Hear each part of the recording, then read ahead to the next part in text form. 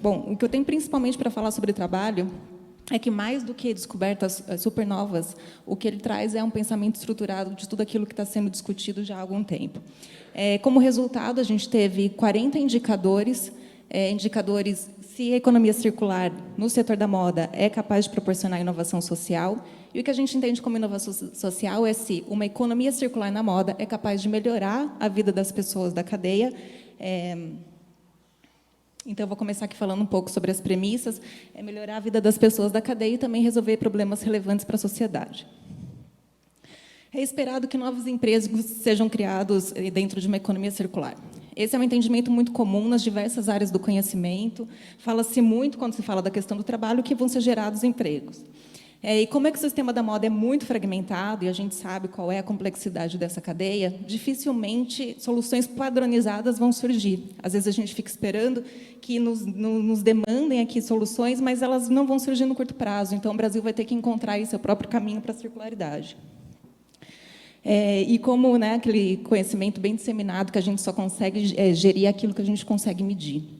Então, o que nós temos hoje de métricas para compreender o impacto do trabalho em uma economia circular ainda não deixa claro se ele pode promover o bem-estar para o nosso momento atual e para as sociedades do futuro, que é a base do desenvolvimento sustentável. Indicadores, eles são a base para qualquer processo de gestão. Então, quando esses indicadores eles são bem geridos, eles podem gerar boas práticas. E aqui falando da justiça, fazendo um link com o que foi falado agora, da mesma maneira como as pessoas em situação de vulnerabilidade, elas podem ser as mais afetadas pelas mudanças climáticas, elas também serão as mais impactadas por qualquer mudança na estrutura da economia. Então, fazendo um link de tudo que foi falado com a realidade da moda.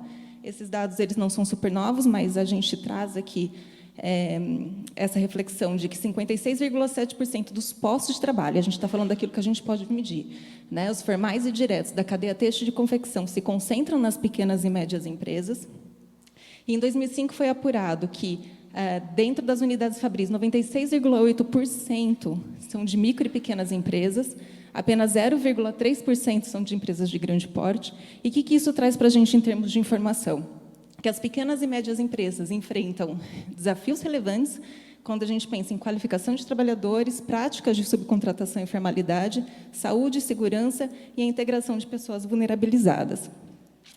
Mas aqui também a gente não vai pensar só nessas nas pequenas empresas, A gente também está falando aqui de grandes empresas que têm impactos super relevantes, que são empresas que hoje sofrem pressões de mercado, no futuro vão sofrer pressões de regulação, e o impacto que essas empresas têm no que se diz ao aspecto social da moda é muito grande. E também são os grandes detentores de capital, assim como os governos. Então, é quem pode investir em inovação social.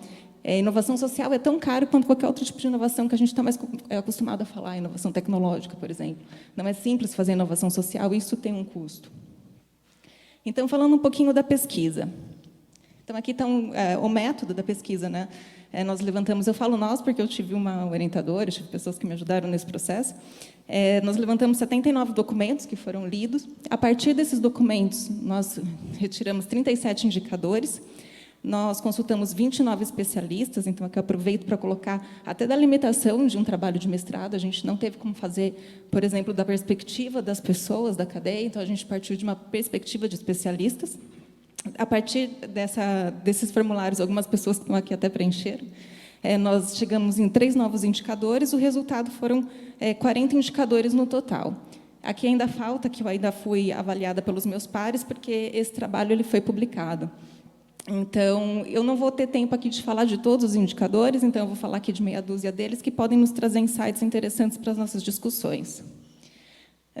Os indicadores eles foram classificados em 6 grandes grupos, que é emprego, gerenciamento de relações de trabalho, saúde e segurança ocupacional, treinamento e educação, diversidade e igualdade de oportunidades e distribuição justa de renda.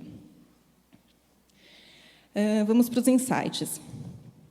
Então, de todos esses grandes grupos, depois eu posso mandar para vocês o trabalho completo, todos os indicadores, mas a gente tem uma justificativa para cada indicador.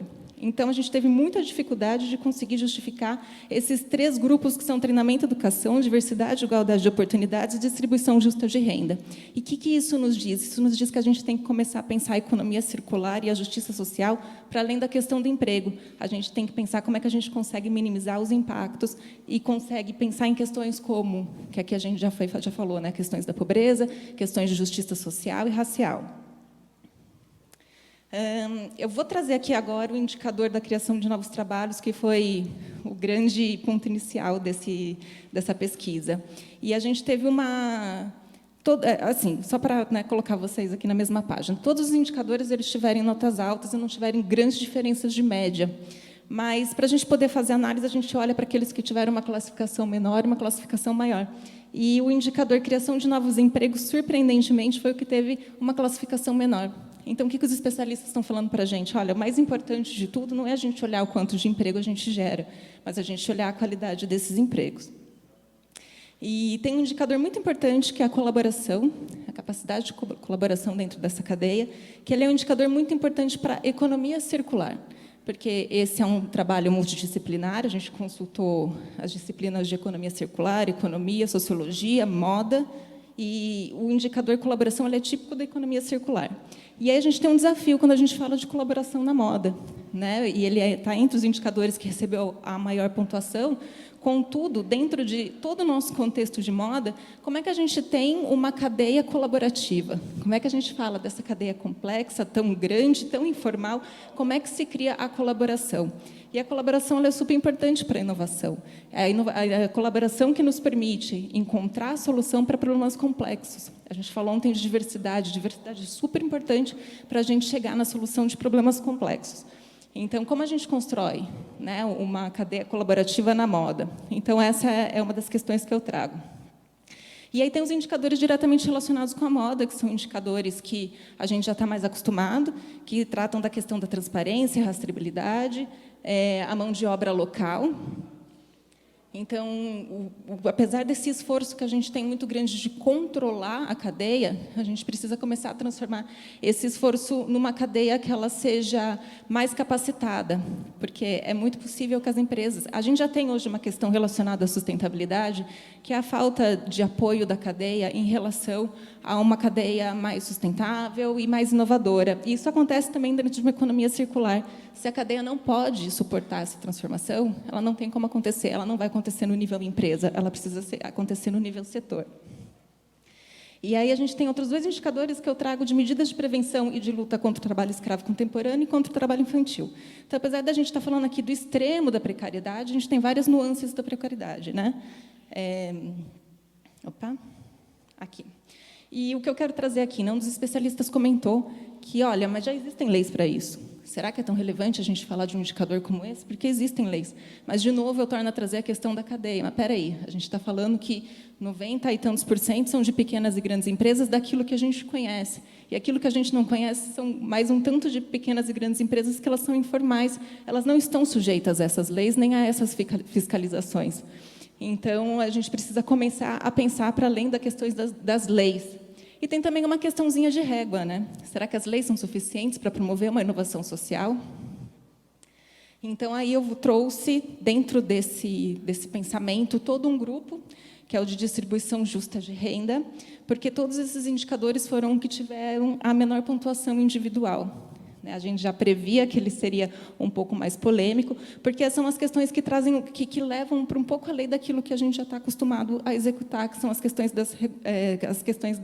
daquilo que já está previsto, né?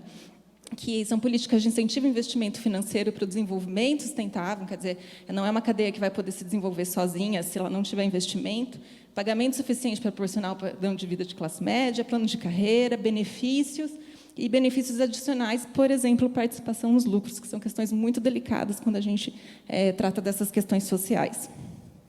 E eu quero fechar só aqui, né, com um comentário do respondente X, que ele fala que é preciso a gente ter cuidado para encontrar o equilíbrio entre o rigor dos critérios e a viabilidade da aplicação por empreendedores, né? Ele chega a falar, olha, para quem não é grande indústria, para quem não é um herdeiro com dinheiro, para não gerarmos uma economia circular elitizada e, em última instância, excludente.